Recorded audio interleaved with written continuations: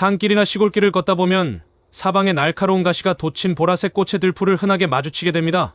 대부분의 사람들은 이 식물을 그저 골칫거리 잡초로 여기고 무심코 지나쳐버립니다. 잎과 줄기 전체에 억세고 따가운 가시가 촘촘히 박혀 있어서 스치기만 해도 피부에 상처를 입을 만큼 위험해 보이기 때문이죠.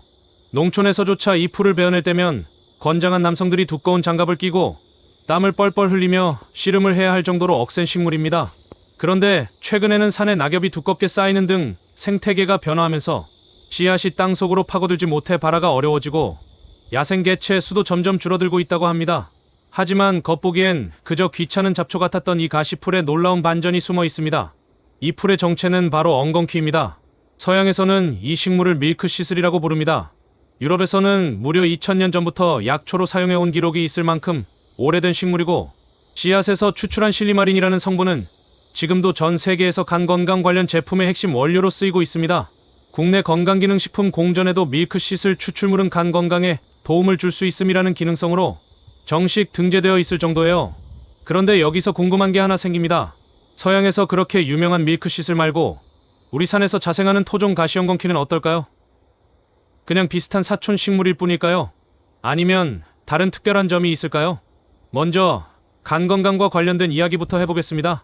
국내 한 연구팀이 손상된 흰주의 간세포를 이용해서 실험을 진행했는데요. 산화적 손상이나 알코올로 손상시킨 간세포에 엉겅퀴 추출물을 처리했더니 우리 토종 엉겅퀴의 지상부와 지하부, 추출물 모두 서양 엉겅퀴보다 더 높은 세포 생존율을 보였다는 결과가 학술지에 보고됐습니다. 물론 이건 사람이 아니라 세포 단계의 실험 결과라는 점은 분명히 짚어야 합니다.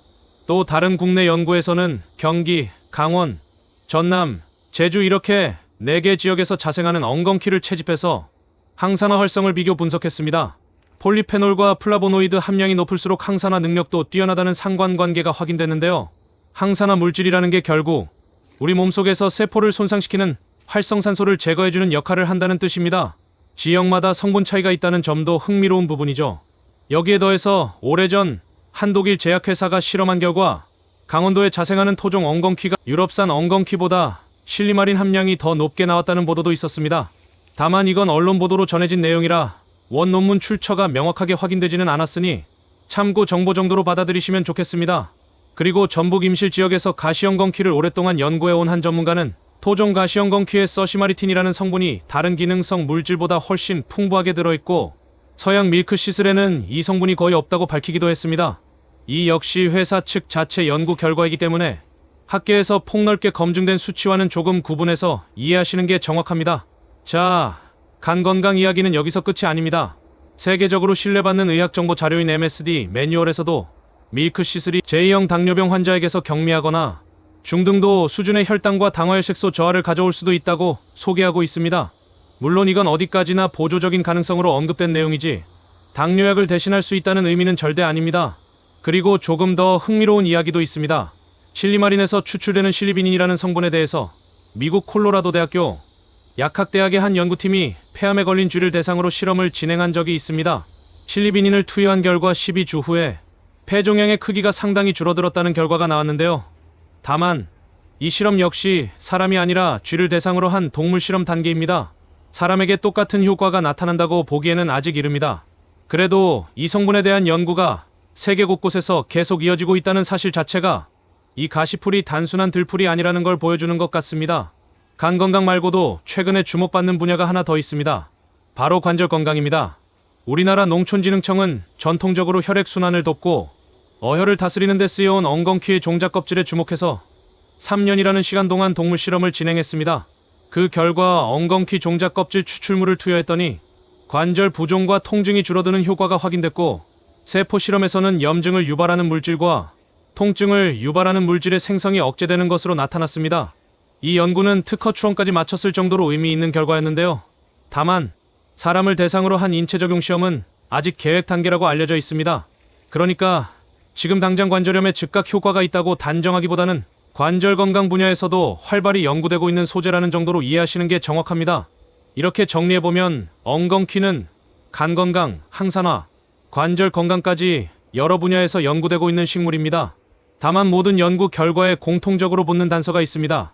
대부분이 세포 실험이나 동물 실험 단계이고 사람을 대상으로 한 임상 연구는 아직 충분하지 않다는 점입니다. 그래서 먹으면 무조건 낫는다는 식으로 단정하기보다는 오랜 시간 여러 나라에서 관심을 가져온 식물이고 지금도 계속 연구되고 있는 흥미로운 약초다. 이렇게 이해하시는 게 가장 정확합니다. 역사적으로도 이 식물에 대한 기록은 꽤 오래됐습니다. 조선시대 의서인 동의보감에는 엉겅퀴가 독이 없으며 이뇨와 해독 작용을 하고 막힌 어혈을 풀어주며 코피를 먹게 한다고 기록되어 있습니다. 중국의 중약대사전에는 폐결핵과 고혈압을 치료하는 효능이 있다는 보고가 실려 있기도 합니다. 이렇게 동양뿐 아니라 서양에서도 오랜 세월 주목받아온 식물이라는 게 참 신기하지 않나요? 자, 그럼 이렇게 흥미로운 이야기를 품고 있는 토종 가시엉겅퀴 어떻게 구별하고 활용하면 좋을지 지금부터 하나씩 알려드릴게요. 먼저 구별법입니다. 엉겅퀴는 국화과에 속하는 여러 해살이 풀로 봄과 여름이 되면 매혹적인 보랏빛 꽃을 피워냅니다.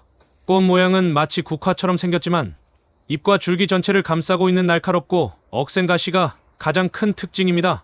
여기서 재미있는 이야기 하나 들려드릴게요. 과거 스코틀랜드에서는 외적이 성벽 밑으로 침입해 들어오다가 엉겅퀴 가시에 찔려 비명을 지르는 바람에 스코틀랜드 군사들이 적의 침입을 알아채고 전쟁에서 승리할 수 있었다는 전설이 전해집니다. 이 때문에 스코틀랜드에서는 엉겅퀴가 나라를 구한 국화이자 행운의 상징으로 여겨집니다. 다음은 채취 시기입니다.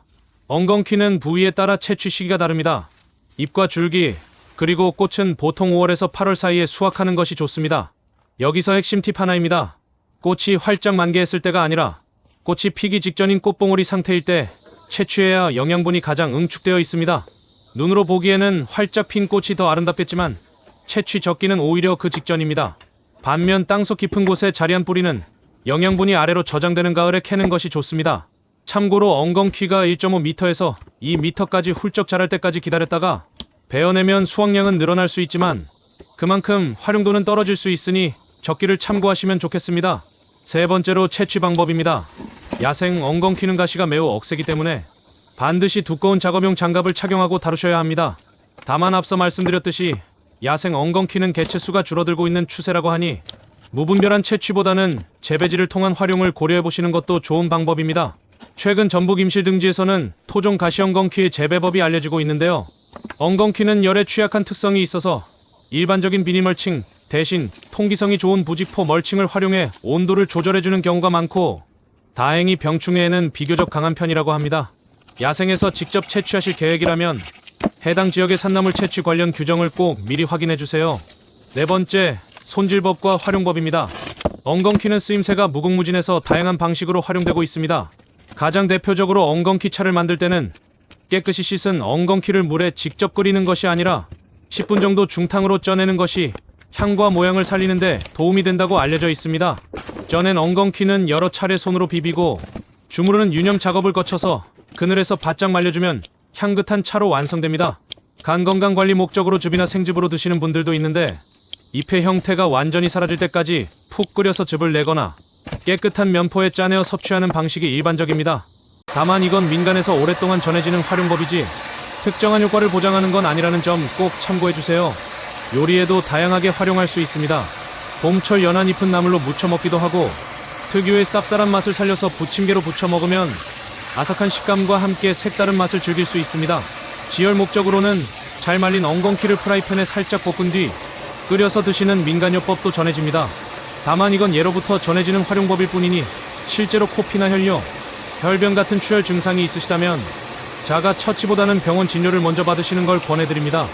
마지막으로 아무리 좋은 식물이라도 꼭 알아두셔야 할 부작용과 주의사항입니다. 엉겅퀴는 국화과 식물 특유의 냉한 성질을 가지고 있다고 알려져 있습니다.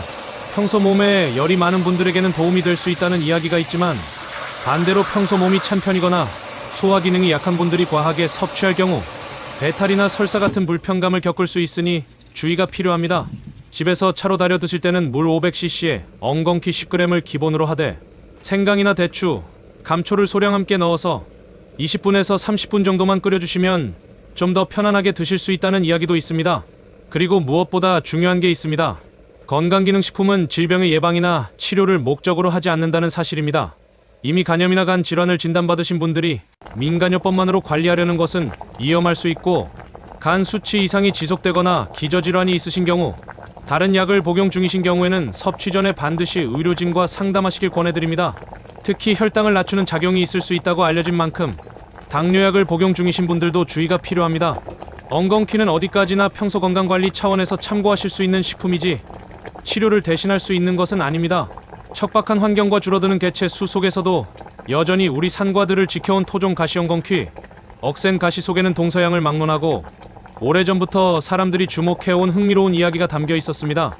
돌아오는 주말 산행길에 보라색 가시꽃을 마주친다면 이제는 조금 다른 시선으로 바라보게 되지 않을까요? 오늘 준비한 엉겅퀴의 놀라운 이야기는 여기까지입니다. 이 영상이 도움이 되셨다면 구독과 좋아요 부탁드릴게요. 다음 시간에도 흥미롭고 유익한 자연 이야기로 찾아오겠습니다. 시청해주셔서 감사합니다. 본 영상은 정보 제공을 목적으로 하며 특정 질환의 예방이나 치료 효과를 의미하지 않습니다. 건강 관련 결정은 반드시 전문의와 상담하시기 바랍니다.